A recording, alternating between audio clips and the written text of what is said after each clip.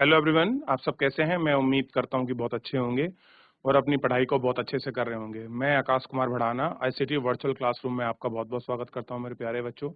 जैसा आपको पता है कि हमारी 11वीं क्लास है और हम लोग भारतीय अर्थव्यवस्था को देख रहे हैं, इकोनॉमिक्स, और उसी में आज हम लोग चैप्टर नंबर 3 पर हम लोग बात करने वाले हैं। देखिए, हम लोगों ने सबसे पहले चैप्टर के अंतर्गत 1947 से पहले की जो अर्थव्यवस्था का स्वरूप था, हमने उसको पढ़ा। फिर सेकंड चैप्टर के अंतर्गत हमने 1950 से लेके 1990 के बीच का जो भारतीय अर्थव्यवस्था का स्वरूप था, हमने उसको पढ़ा।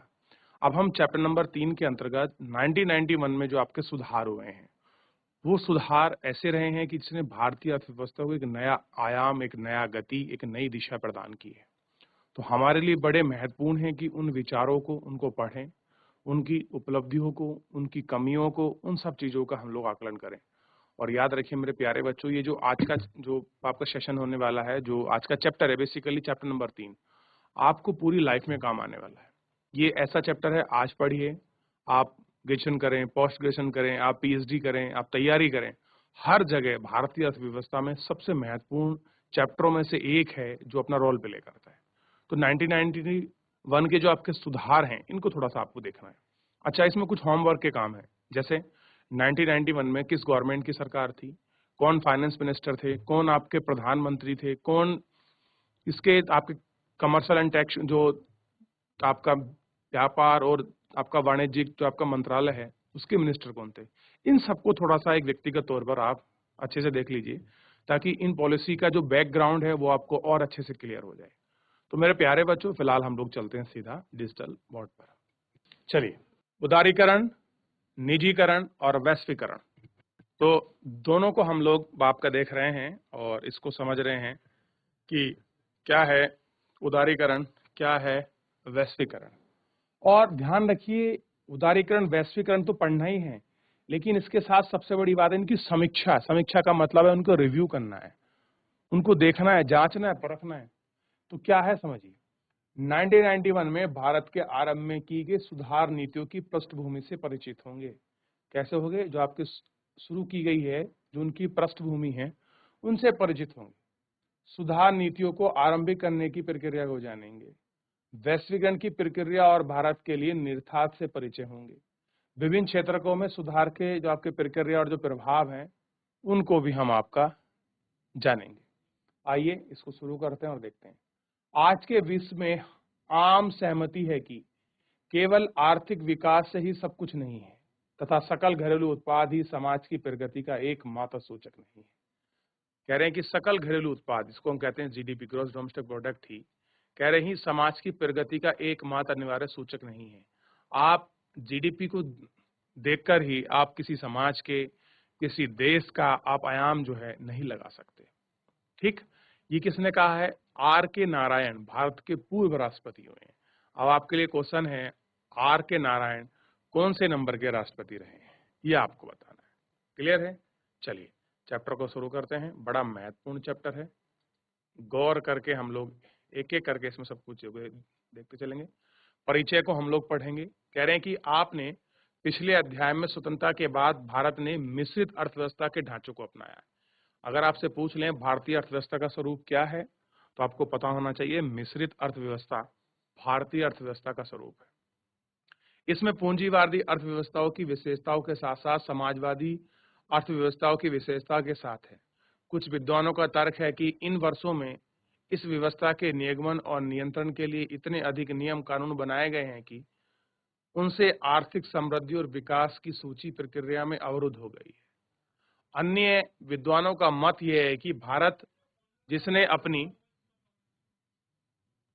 विकास यात्रा लगभग गतिहीन स्तर पर आरंभ की थी।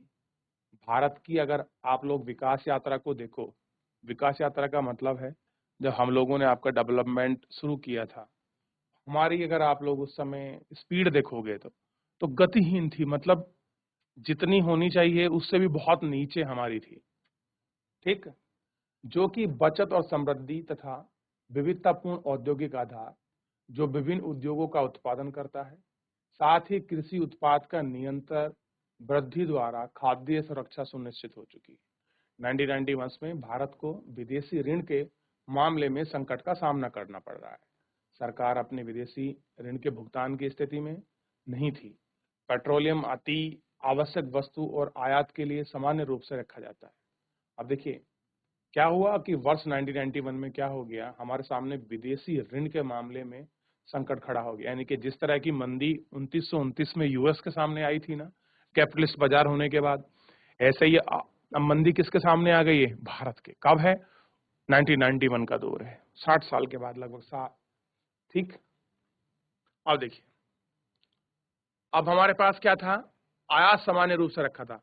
विदेशी मुद्रा रिजर्व 15 दिन के लिए ही आवश्यक भुगतान करने के योग्य में ही नहीं बचा था। यानी कि हमारे पास केवल फॉरेन रिजर्व कितना बचा था कि हम 15 दिन से भी कम का जो सामान है, पेट्रोल मंगा सकते थे। सोच के देखिए कितनी बुरी स्थिति में थे हम। इस संकट को आवश्यक वस्तुओं की कीमत ने, वृद्धि ने और भी गहन बना दिया। अब जैसे इस संकट में वस्तुओं के रेट बढ़े तो यह समस्या और कैसी होगी? गंभीर हो गई। इन सभी कारणों ने सरकार ने कुछ नई नीतियों को अपनाया और इनने हमारी विकास रणनीतियों संपूर्ण दिशा ही बदल दी। और क्या हो रहा है कि जो हमने उस समय नई नीति अपनाई उसने हमारी दिशा ही बदल दी। इस अध्याय में हम आर्थिक संकट की पृष्ठभूमि, सरकार द्वारा अपनाई गई नीति तथा अर्थव्यवस्था के विभिन्न क्षेत्र में उन पर विचार करेंगे। ठीक। अब इसकी पृष्ठभूमि की बात करते हैं। इस वित्तीय संकट का वास्तविक उद्गम 1980 के दशक की अर्थव्यवस्था में अकुशल प्रबंधन था। कह रहे जो ये मंदी 1991 में आई थी ना, ये एक दिन में नहीं पनपी थी कि 1991 में कुछ ऐसा हो गया और हमारे सामने मंदी खड़ी हो गई। नहीं, देखिए अगर किसी भी अकुशल प्रबंधन का अगर जो काम शुरू होता है तो उस कुशल का आप प्रबंधन का काम शुरू होने पर सबसे बड़ी बात यह है कि इस सारे के दौर में कुछ ना कुछ आपको चेंजेस, कुछ ना कुछ आपको खामियां, कुछ बदलाव जो हैं वो आपको नजर आएंगे और उन्हीं बदलाव को हम सामान्य तौर पर देखते भी हैं। तो उन सभी को सामान्य तौर पर देखने से हमें चीजें स्पष्ट होती हैं। ठीक। तो जो चेंजेस आए, जो बदलाव नजर आए, उनको हमने सारी चीजों को गौर करके इसमें देख रहे थे। ठीक। अब कह रहे हैं सामान्य प्रशासन चलाने और अपनी विभिन्न नीतियों को क्रियान्वयन करने के लिए सरकार करों और सार्वजनिक उद्यम आदि के माध्यम से फंड जुटाती है। जब व्यय आय से अधिक हो तो सरकार बैंकों, जनसामान्य, अंतर्राष्ट्रीय वित्तीय संस्थानों से उधार लेकर बाध्य हो जाती है। इस प्रकार आपने घाटे का वित्त प्रबंधन कर लेती है। कच्चे तेल आदि के आयात के लिए हम डॉलरों से भुगतान होना होता है। ये डॉलर हमें अपने उत्पाद के निर्यात के द्वारा प्राप्त होते हैं। कहते हैं कि हम लोग क्या करते हैं, कुछ अगर चीज आपको मंगाते हैं, बाहर से कुछ आयात करते हैं तो हमें उसके बदले में क्या करना पड़ता है? जो विदेशी मुद्रा है यानी कि डॉलर में भुगतान करना पड़ता है। आपने कुछ मंगाया तो आप पैसे में उसको चेंज, आप ये कहें कि मेरे को 80 बैरल या 100 बैरल मेरे को तेल चाहिए, क्रूड ऑयल यानी कि जिसको हम कहते हैं कच्चा ऑयल, कच्चा तेल। अगर कच्चा तेल आपको चाहिए तो उसके लिए आपको इंटरनेशनल मार्केट में जो आपका ट्रेडिंग का जो आपकी करेंसी है वो आपकी डॉलर है, तो आपको रुपए को किसमें चेंज कराना है? डॉलर में। देन आप क्या कर सकते हैं? आप ट्रेड कर सकते हैं। ठीक। ये डॉलर अपने उत्पाद के निर्यात द्वारा प्राप्त होते थे। और चीज क्या थी? अब ये प्राप्त कैसे होंगे? जब आप किसी दूसरे देशों के साथ आपका निर्यात करोगे, आप अपना सामान किसी दूसरे देश में बेचोगे तो वो आपको पैसे देंगे। उन पैसों से आप क्या करोगे? दूसरे देश से आपका सामान मंगा सकते हो। लेकिन हमारे सामने समस्या क्या थी? हम आयात ज्यादा कर रहे थे और निर्यात हमारा बहुत कम था। तो इस हिसाब से तो हमारे पास विदेशी मुद्रा का भंडार तो बचेगा ही नहीं। अब देखिए, इस अवधि में सरकार की विकास नीतियों की आवश्यकता रही क्योंकि राजस्व कम होने पर भी बेरोजगारी, गरीबी, जनसंख्या विस्फोट के कारण सरकार अपने राजस्व से अधिक खर्चा करना पड़ रहा था।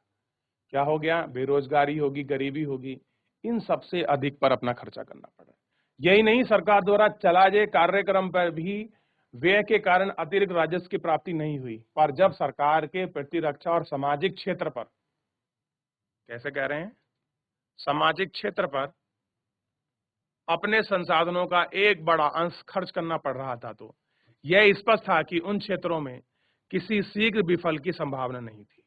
इसकी आवश्यकता यह थी कि सरकार अपने बचे हुए राजस्व का बहुत कम ही सोच विचार का प्रयोग करते थे। तो अगर किसी के पास पैसा है, कोई राजस्व है, उसके पास कोई बचा हुआ है सरकार के, तो बहुत ही सोच समझ कर वो पैसे को खर्च करती थी।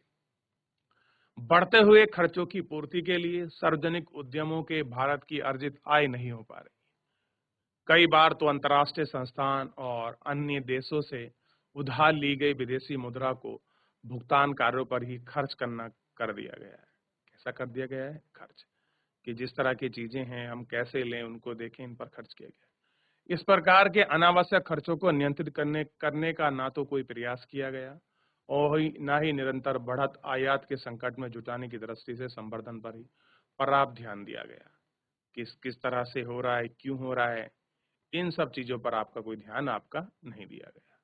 कह रहे हैं कि 1980 के दशक के अंत तक सरकार का व्यय और उसके राजस्व का इतना अधिक हो गया कि ऋण के द्वारा व्यय धारण करने की क्षमता माना जाने लगा। अनेक आवश्यक वस्तुओं की कीमतें आपका तेजी से बढ़ने लग गई थी। आयात की कीमतों में इतनी तेज वृद्धि हो रही थी कि निर्यात से कोई भी तालमेल नहीं हो पा रहा था। जैसा कि हमने पहले भी कहा है कि विदेशी मुद्रा के सुरक्षा भंडार इतने क्षीण हो गए थे कि देश की 2 सप्ताह की आयात की आवश्यकता भी पूरे नहीं बचे थे। कितना पैसा बचा था हमारे पास कि हम 2 सप्ताह की जो आवश्यक वस्तु हैं, चाहे वो आपका पेट्रोलियम हो, चाहे कुछ और चीज हो, वो भी हम विदेश से मंगवाने के लिए हमारे पास पैसे पर्याप्त नहीं बचे थे। तो आप सोच सकते हो कि हमारे पास उस समय फाइनेंशियल आपका क्राइसिस की क्या लिमिट्स रही होगी, क्या कंडीशन हमारे पास रही होगी जो हम उस समय आपका झेल रहे थे और वो क्राइसिस हमारे सामने खड़े हुए थे। तो हमको इन सारे चीजों को आपको देखना है। क्लियर है? अंतर्राष्ट्रीय उधारकर्ताओं की ब्याज चुकाने के लिए भारत सरकार के पास पर्याप्त विदेशी मुद्रा नहीं थी। इतना ही नहीं, कोई देश अंतर्राष्ट्रीय निवेशक भी भारत में निवेश करना नहीं चाहता था। सबसे बड़ी मुसीबत थी कि हमारे यहाँ कोई भी इन्वेस्टर नहीं आना चाहता था, क्योंकि जिस देश में मंदी फैल रही हो, अर्थव्यवस्था अपने पहिए पर ना हो, बेरोजगारी, गरीबी, जनसंख्या विस्फोट हो, तो ऐसी जगह कोई भी निवेशक अपना निवेश करने से डरता है, क्योंकि वहाँ सबसे ज्यादा उसके पैसे डूबने की खतरा रहती है। लोग पैसा कहाँ लगाते हैं? जिस देश की आय बहुत तेज हीन गति से चलती है, बहुत तेज स्पीड में बढ़ती है। क्लियर है? तो ऐसी जगह पर क्या करते हैं, लोग पैसा लगाते हैं ताकि उनको प्रॉफिट भी आ सके। उस स्थिति में भारत ने अंतर्राष्ट्रीय पुनर्निर्माण और विकास बैंक, जिसे सामान्यतः विश्व बैंक के नाम से जाना जाता है विश्व बैंक के नाम से। अब देखिए, हम किसको जानते हैं? विश्व बैंक के नाम से। तो अंतर्राष्ट्रीय पुनर्निर्माण और विकास बैंक यानी कि IBRD और अंतर्राष्ट्रीय मुद्रा कोष, इसकी बात कर रहे हैं IMF की। तो अंतर्राष्ट्रीय मुद्रा कोष का दरवाजा खटखटाया। हम कहां गए? वर्ल्ड बैंक के पास गए और IMF के पास गए। उनसे देशों के $7 बिलियन ऋण का उस संकट का सामना करने के लिए मिला। हमको कितना पैसा मिला हमारे देश के लिए उस समय? $7 बिलियन हमको वर्ल्ड बैंक ने और IMF ने उधार दिया कि जो आपके सामने ये फाइनेंशियल क्राइसिस खड़े हैं, आप इसको दूर कर सकते हैं। किंतु ऋण को पाने के लिए इन संस्थाओं ने भारत सरकार से कुछ शर्तें लगाई। उन्होंने कहा ठीक है, हम आपको ऋण दे देंगे, लेकिन ऋण देने के साथ हमारी कुछ आपका कंडीशंस है। क्या कंडीशन है कि हम आपको ऋण देंगे? पहला कहा, सरकार उदारीकरण लाएगी। क्या लाएगी सरकार? उदारीकरण। निजी क्षेत्र पर लगे प्रतिबंधों को हटाएगी। ये जो आपने प्राइवेट आपके सेक्टर में जो कुछ आपने बैरियर लगा रखे हैं उनको हटाएगी। अनेक क्षेत्रों में सरकारी हस्तक्षेप कम करेगी। कैसे करेगी? जो आपके बहुत सारे सरकारी हस्तक्षेप है उन्हें कम करेगी। साथ ही यह भी अपेक्षा की गई कि भारत और अन्य देशों के व्यापारिक पर प्रतिबंध लगाए हैं वो भी हटाए जाएंगे। कह रहे जो आपने प्रतिबंध लगा दिए हैं दूसरे देशों पर, हम उनको भी हटाएंगे। भारत ने विश्व और अंतर्राष्ट्रीय मुद्रा कोष की ये शर्तें मान ली। नई आर्थिक नीति की घोषणा की। इस नई आर्थिक नीति में व्यापक आर्थिक सुधार को सम्मिलित किया गया। किसे किया गया? व्यापक आर्थिक सुधार को सम्मिलित किया गया। इन समस्त नीतियों का उद्देश्य अर्थव्यवस्था में अधिक समष्टिपूर्ण व्यावसायीकरण वातावरण की रचना करना और फर्मों के व्यापार में प्रवेश करने और उनकी समृद्धि में आने वाली बाधाओं को दूर करना है। इन नीतियों के दो उपसमूह में विभाजित किया गया है। क्या किया गया है? उपसमूह में विभाजित किया गया। स्थायित्वकारी उपाय संरचनात्मक सुधार के लिए उपाय। स्थायित्वकारी उपाय अल्पकालिक उपाय होते हैं। कह रहे हैं कुछ इसमें उपाय हैं जिन उपायों को आपका देखा जाता है। कुछ ऐसे हैं जो आपके कांस्टेंट हैं, जिनका भुगतान संकट आए तो कुछ त्रुटि को दूर करने के लिए मुद्रास्फीति पर नियंत्रण करना भी है। मान लीजिए, अब देखिए सबसे थोड़ा तेज चलते हैं। कह रहे हैं कि फर्म तथा व्यापार में प्रवेश करने के लिए समृद्धि में आ रही बाधाओं को दूर करना, यानी कि कौन सी ऐसी बात की चीजें हैं जो हमारी ग्रोथ में आपकी आड़े आ रही हैं, जो हमें प्रॉब्लम कर रही है। तो कह रहे हैं कि इनको दूर करने की नीतियों को दो उप समूह में, यानी कि अगर मान लीजिए आपने किसी पार्ट को दो पार्ट में डिवाइड किया है, उसके भी सब पार्ट बनाने। पहले स्थायित्वकारी तत्व, उपाय और संरचना में सुधार। तो बेसिक इंफ्रास्ट्रक्चर में सुधार लाएंगे और जो परमानेंट कंडीशन में हम चेंज कर सकते हैं हम उनमें चेंज करेंगे। और ये कैसे होंगे? ये आपके परमानेंट नहीं होंगे, ये लिखना ना अल्पकालिक अवधि के होते हैं, यानी कि शॉर्ट टर्म के लिए हम लोग सोच रहे हैं। तो इनका उद्देश्य भुगतान संकट में आई कुछ त्रुटियों को दूर करना है, यानी कि बैलेंस ऑफ पेमेंट किस तरह से होगा, उनको कैसे हम दूर करेंगे, उसके लिए हम कर रहे थे। मुद्रास्फीति का नियंत्रण करना था। सरल शब्दों में इसका अर्थ विदेशी भंडार में बनाए रखने और बढ़ती हुई कीमतों पर अंकुश लगाने की आवश्यकता थी। दूसरी ओर संरचनात्मक सुधार की बात कर रहे थे। किसकी बात कर रहे थे? कि कैसे बेसिक इंफ्रास्ट्रक्चर आपका चेंज हो, इस पर वो कर रहे थे, जिनका उद्देश्य अर्थव्यवस्था की कुशलता को सुधारना तथा अर्थव्यवस्था के विभिन्न क्षेत्रों में अनियमितताओं को दूर कर भारत की अंतर्राष्ट्रीय स्पर्धा तथा क्षमता को संवर्धित करना है। इस दृष्टि से हम भारत ने अनेक नीतियां प्रारंभ की। इन तीन उपवर्गों में हमने इन्हें बांटा है। पहला है उदारीकरण, निजीकरण और वैश्वीकरण। आपको पता होगा सरकार ने क्या कहा था जब IMF और वर्ल्ड बैंक अपना लोन दे रहे थे, तो क्या करना पड़ेगा आपको? उदारीकरण। उदारीकरण का मतलब है कि आपको अपने नियम रूल में थोड़ा आपको लिबरल होना पड़ेगा। प्राइवेटाइजेशन मतलब है आपको निजी क्षेत्र को बढ़ावा देना है। और वैश्वीकरण का मतलब है कि आपको आयात व्यापार के साथ संबंध बनाना है और अपनी अर्थव्यवस्था को विश्व की अर्थव्यवस्था के साथ जोड़कर चलना है। तो इन तीनों मुद्दों पर ही बात करने वाले, और ये तीन ऐसे टॉपिक है जिनको कहा जाता है LPG। उदारीकरण को यानी कि लिबराइजेशन, P यानी कि आपका प्राइवेटाइजेशन जिसको हम निजीकरण कहते हैं, G यानी कि आपका ग्लोबलाइजेशन। तो ये हो गया LPG। तो LPG को गैस सिलेंडर नहीं समझना बच्चों। LPG का मतलब है आपका लिबराइजेशन, प्राइवेटाइजेशन और ग्लोबलाइजेशन। तो इनको हमको बेसिकली आपका देखना है कि ये होते क्या है। तो उदारीकरण पे आगे बढ़ने से पहले हमने जितना पूरा आपका पीछे पड़ा है, हमारी क्या नीति रही है सुधार की, किन किन चीजों पर हमारी सरकार ने उनको ध्यान दिया है, कैसे हम लोगों ने कि इस संकट से हम लोग निकले हैं, और कैसे हमारी जो बैंक संजय अमान्य थी, ये सारी चीजें आपकी बाधित हो रही थी। अंतर्राष्ट्रीय बहुत सारे संस्थान उधार देने के लिए जो आपकी मना कर रहे थे, इन सब चीजों की हमने आपकी पृष्ठभूमि को देखा। तो एक बार आप सारी चीजों को गौर करके देख लीजिए जितना हमने पढ़ा है। इसमें किसी को डाउट, कोई क्वेरी हो तो मेरे प्यारे बच्चों आप मुझसे पूछ लीजिए। देख लिया आप लोगों ने? बढ़ जाए बच्चों, आगे बढ़ जाएं। यहां तक किसी को कुछ पूछना है? बात कर रहे हैं उदारीकरण की। हमने प्रारंभ में चर्चा की थी कि आर्थिक गतिविधियों के नियमन के बनाए रखने के लिए नियम कानून ही समृद्धि और विकास के मार्ग की सबसे बड़ी बाधा है। क्या कहा था? कि आर्थिक जो हमारी समृद्धि और विकास है उसके में सबसे बड़ी मार्ग में क्या बाधा है? नियम कानून ही सबसे बड़ी बाधा यानी कि बैरियर है। उदारीकरण इन्हीं प्रतिबंधों को दूर कर अर्थव्यवस्था के विभिन्न क्षेत्रों को मुक्त करने की नीति है। कैसा है? कि जो भारतीय अर्थव्यवस्था है उनको मुक्त करने की जो नीति है, उन्हीं को हम क्या बोलते हैं, आपका उदारीकरण कहते हैं। दोबारा समझिए, इन नीतियों में इन प्रतिबंधों को दूर करना, विभिन्न क्षेत्रों को मुक्त करने की नीति ही क्या है, नीति थी। यही क्या है, उदारीकरण।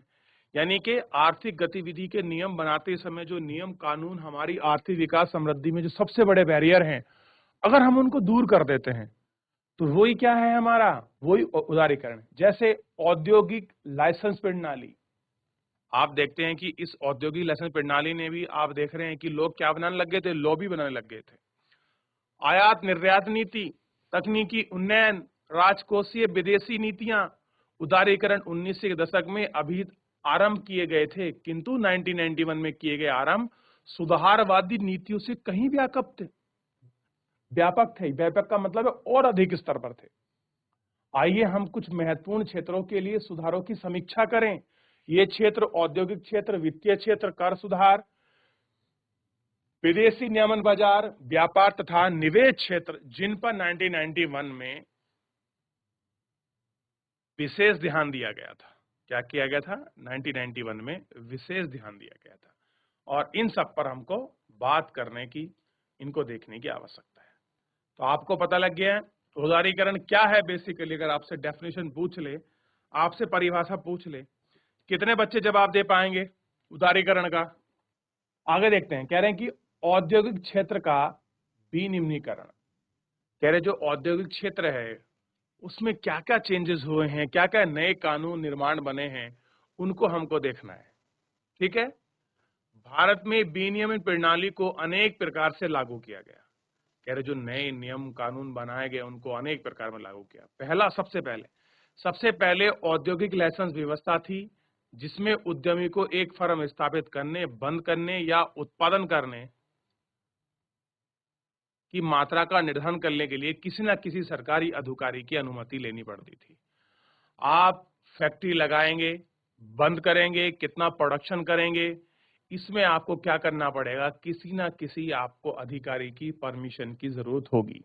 ये सबसे बड़ा बैरियर था।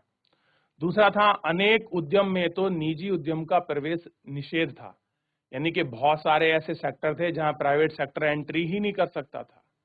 केवल कुछ वस्तुओं का उत्पादन ही लघु ही कर सकते थे, यानी कि वो भी लघु उद्योग। और सभी निजी उद्यमों को कुछ औद्योगिक उत्पाद की कीमतों को निर्धारित करने तथा वितरण करने के लिए अनेक नियंत्रण करने पड़ते थे। आप कुछ प्रोडक्शन कर रहे हैं, उसकी कीमत को कंट्रोल करना है, उसके वितरण को कंट्रोल करना है, इन सारी चीजों का पालन करना उनको पड़ता था, और वो उन सब चीजों को आपका देखकर आपका इनको चलते थे। तो इस तरह से सबसे पहले सुधार की बात की गई और सुधार के प्रयास किए गए। क्लियर है? चलिए देखते हैं इसे। देख लिया इतना आपने? चलिए, तो इतना हम लोग इसमें देख चुके हैं। यहां तक किसी कोई क्वेरी, कोई डाउट? अब थोड़ा सा 1991 के बाद जो आपकी चीजें शुरू होंगी उनको भी हम थोड़ा सा गौर करके देखेंगे कि 99 के बाद आरंभ की गई कुछ सुधार नीति किस व्यापक लेवल पर जाएंगी, तो इनको हम आपका देखने वाले हैं। तो एक बार पूरा चैप्टर हम लोग इसमें इतना अभी तक वो आपका देख चुके हैं। एलपीजी भी आपका इसमें बहुत कुछ बचा हुआ है, जिनको हम अभी अगले लेक्चर में कंप्लीट करेंगे।